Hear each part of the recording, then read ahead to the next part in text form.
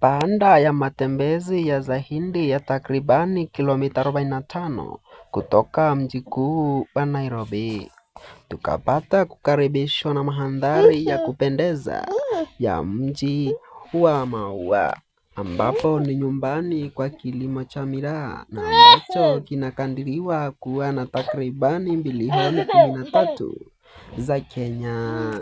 Na hapa yalianza kuonekana kwa umbali kama kichaka au msitu uliochakaa.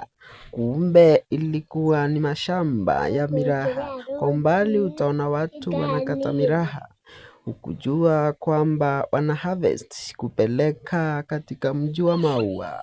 Hivyo basi, kweli tulifanya kila jitihada kuchukua picha za mti baada ya mwingine.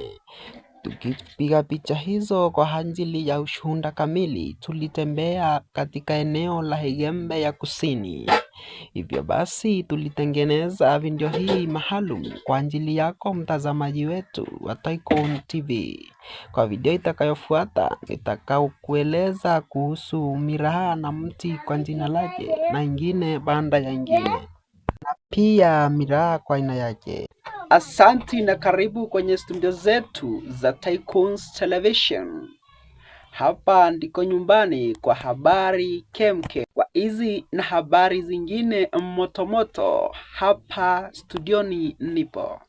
Jina langu ni Abubakar Basiri, aka KK Kirigiti.